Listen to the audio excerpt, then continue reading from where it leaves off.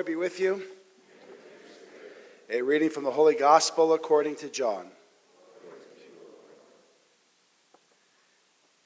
Jesus said to his disciples, "As the Father loves me, so I also love you. Remain in my love. If you keep my commandments, you will remain in my love, just as I have kept my Father's commandments and remain in his love. I have told you this so that my joy may be in you, and your joy might be complete. This is my commandment.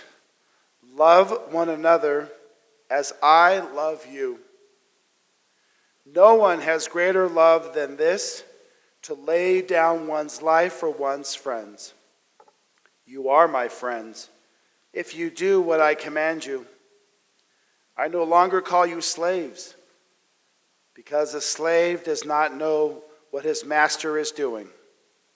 I have called you friends, because I have told you everything I have heard from my Father. It was not you who chose me, but I who chose you and appointed you to go and bear fruit that will remain, so that whatever you ask the Father in my name, he may give you. This I command you, love one another." The Gospel of the Lord.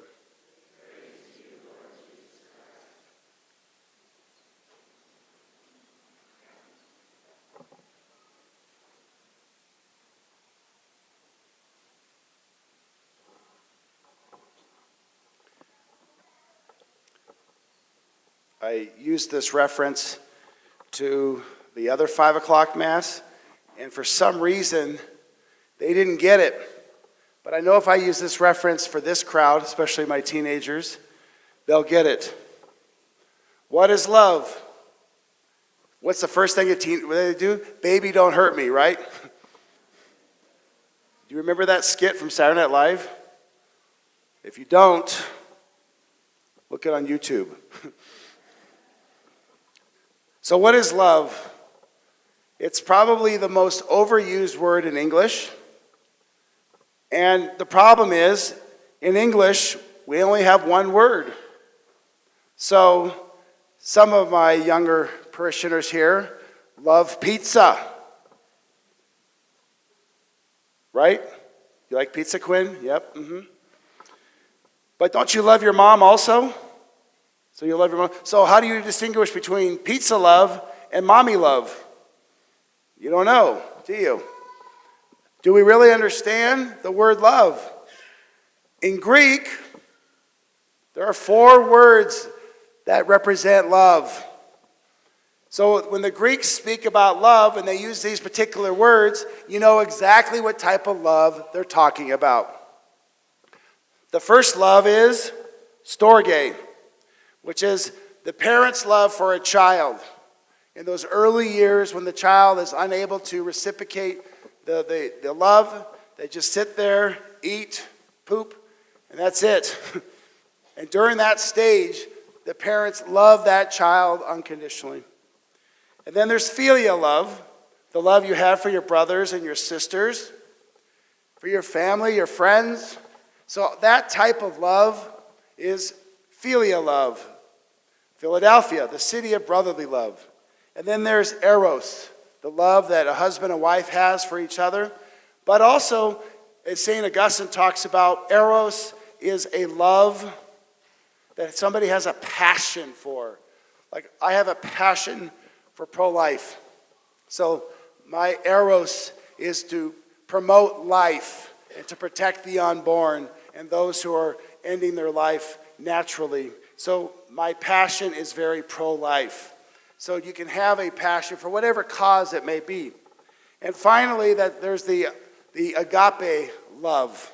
And it's very interesting, the agape love, which is unconditional love. That means loving no matter what the circumstances are. If you love unconditionally like agape love, all the other loves are connected in that. And so when we are agape lovers, where we purposefully choose to be unconditional lovers, then we have to ask ourselves, for me to be an unconditional lover, what is love? What's the definition? And the one that I have heard, and the one I seem to like, is this: doing what's best for the other. Now that is not always easy. You've heard the expression tough love. I think tough love is the classic example of doing what's best for somebody, whether they like it or not. And tough love is difficult to do. Now, when I was teaching high school, there were times I had to be a tough lover in the classroom, and I had to give out that detention. And that kid would cry and be upset. Father gave me a detention. I had detention for homework. If you didn't turn in your homework, I would give them a detention. They would have to come back to class and finish their homework. I had the best homework return rate than any teacher in the school. When I started doing that, they all turned it in on time. I went from 50% to like 10%, all within 1 week. But it was tough love. I had to do it, right? Because we all know how important the religion class is in high school. In fact, the high school that I taught at, it was one of the things, it was our high selling point. We had one of the best religion programs in the Diocese of Los Angeles. In fact, we had the best freshman religion teacher ever there.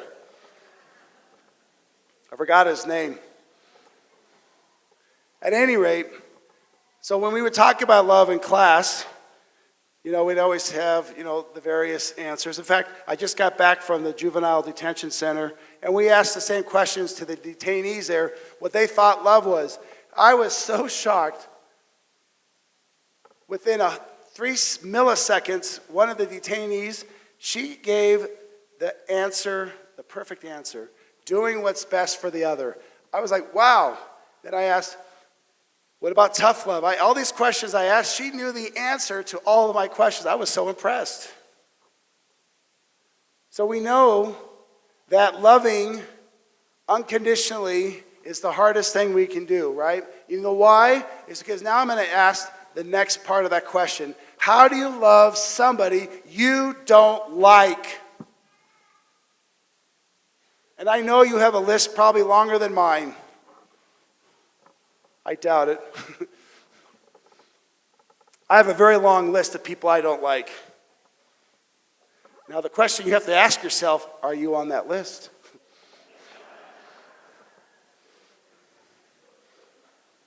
Are you? So the first day of school, I would start off class like this. I would be very stern. I have a very serious face, which is really hard with freshmen because they're just like 8th graders. I would say, I want you to know that I love and I like all of you. But don't give me a reason not to like you. Of course, there would always be that one student that decided that I was not going to like them. But ultimately, what would I have to do to show love to this person I don't like? Ultimately, that list that you have, which is probably short or long, those people you don't like, how do you love them without liking them? And it's simple. It's so simple, it sounds kind of cliche, trite, is you pray specifically for that person to be in heaven with you. Now that is something you got to think about. The person you don't like, you're asking Jesus to make sure that person makes it to heaven, and when you get to heaven, you're actually going to like each other. There's that dislike is completely annihilated. So everybody we don't like, we will not only love, but we'll be head over heels in love with everybody that we've ever met and beyond. So you need to put on your list of those people you don't like, you need to pray specifically for them to reach eternal life. Because to truly love somebody, to do what's best for somebody, is to wish eternal life on them. You can't wish hell on anybody. Because what happens if that wish comes back to you? Now you're really eternally messed up. So we all have those teachers, whatever it might be. You have to. Jesus commanded, I command you to love one another. He didn't say it was an option. But he didn't command, I command you to like everybody. Thank God. I'm not commanded to like, but I am commanded to love. And that love is to do what's best. And you have to pray for that specific person you don't like. And you have to pray and forgive them. Wow. I can't stand this gospel today. It's too hard. Absolutely. It's the hardest part of the gospel is the forgiveness and to wish to do love for your enemies or the people you don't like. Now, I have a recent experience, and this particular officer, he's on my list, and it wasn't a ticket, by the way, for me. But he's on my list, who I'm praying for. Because what he did was wrong. But he's on my list for prayer, and I pray that he reach eternal life. It's because that's what we're supposed to do. And that's hard. I have to admit, the first few hours, I didn't want him on the list. He wasn't going to be on my prayer list. But I knew, after reading this gospel again, I got to pray for this guy. And because Jesus asked us to do that. In fact, he didn't ask us. He commanded me.